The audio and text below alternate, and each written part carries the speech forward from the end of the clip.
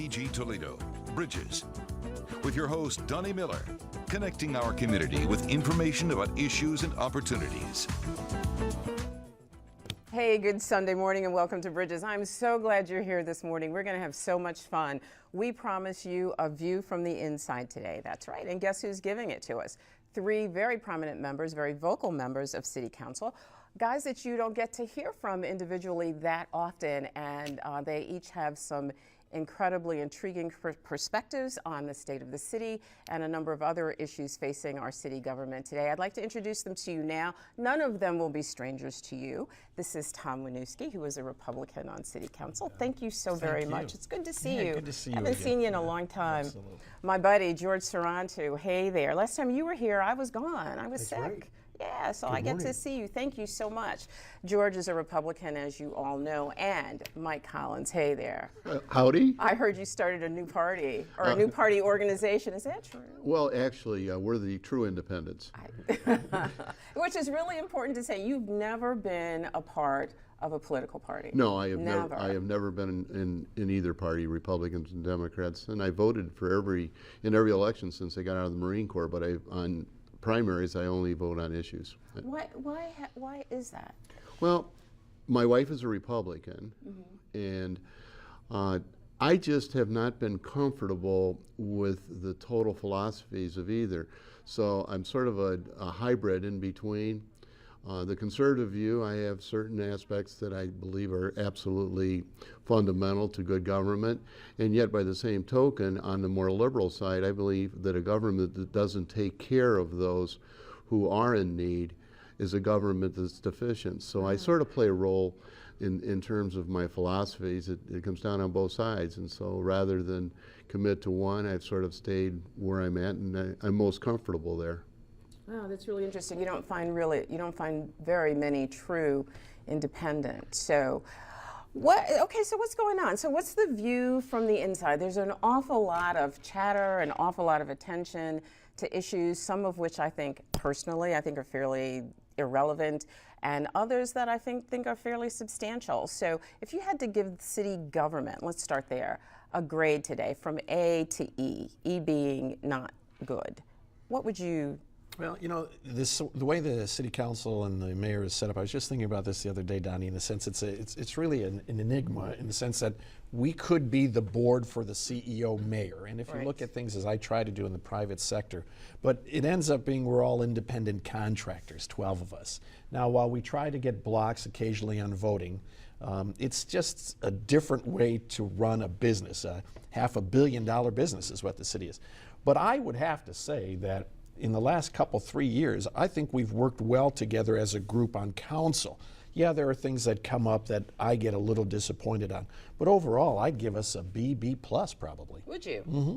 Would you? And that would be also in response to neighborhood concerns, as well as all of the stuff that you guys are dealing with downtown. Paula Hicks Hudson came up with the vacant home registry that we all supported after massaging it, whittling it down.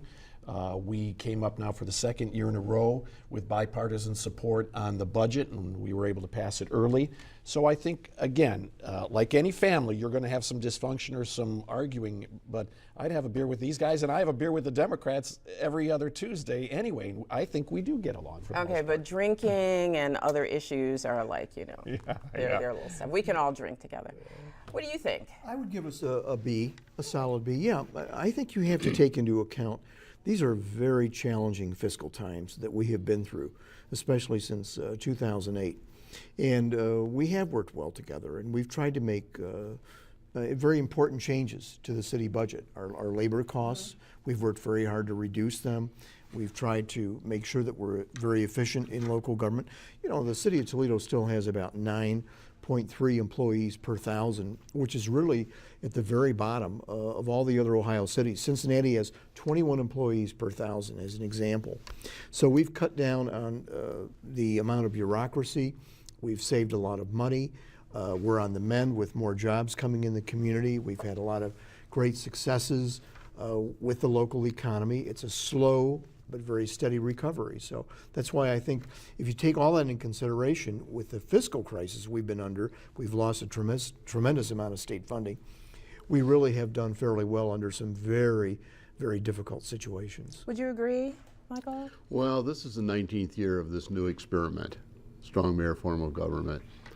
And we've had 3 office holders, each with their own individual personalities, and we've had 12-member councils in this 19-year experience. And I relate back to the city manager form of government versus the strong mayor form of government. And I would have hoped that after 19 years, the city of Toledo would have had a more advanced and disciplined form of government than I see us experiencing today. I would have to give us at C-, quite frankly. See, that's really where I am too. Because there's really not trust. Yeah. And if it starts with communications and it goes to respect, then it could end up in trust. Right. But quite frankly, situations that we deal with, such as turning street sweepers into cars, and all of these manipulations and manifestations, that's not what I think the city needs. And so therefore I'm giving it a C- based upon 19 years of experience under a strong mayor form of government that truly has not advanced the city to the point where it should have been advanced. Mm-hmm. But when I hear the discussion, and we, as I alluded to at the outset, we can't tell Mayor Bell what to do or how to do things, or Steve Hurwat. It can be argued that maybe we have the strongest city manager form of government under a strong mayor system. I've heard that often with Steve Hurwat. I think he does a nice job of administering some things. But I think in terms of with the council working together, Mike puts in about 60 hours a week in his office up at council. And you do bring up things that help us understand. So that's why when I think of council working together, this last presidential vote for a council president, there were some burrs there, but I think for the most part, as a council body, in how we then present things to the mayor or challenge him or question appropriations, I think we do work pretty well together as a 12-member body. I think there's far more oversight today than there were 19 years ago. Yeah, that may be it, and I want to say that with no disrespect to any of your other very hardworking peers on council, you really are to be commended for the amount of time that you give to this job. It's a huge, huge job to do. Well, and I appreciate that, but quite frankly, I have the time, and that makes it a big difference. I am a retired police officer. And yeah, but let me say this to you, and when we talk about grading the city, we're not talking about your intentions. I would give everybody an A in terms of intentions. We're talking about outcomes. So in response to your comment that you have the time, the expectation from the populate is that everybody take the time. If you don't have the time to do the job, you shouldn't be doing the job. Go ahead. Well, we have a much smaller staff today. When you take a look at the administration and you take a look at the support that the administration has in terms of personnel, each of our legislative aides has 3 members to take care of. Yeah, and and I think that's something that we want to make sure that people hear you all say today, because you certainly are limited by your resources. On the other hand, the people who have elected you have entrusted you to manage these things that are most important to them, not just the quality of life, but their own investments in this city, their personal investment in this city.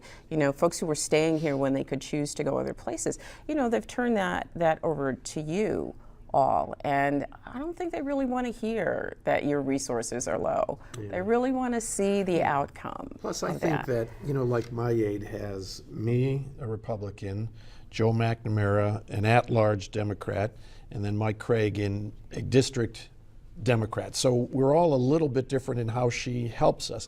But I think we've worked out a system.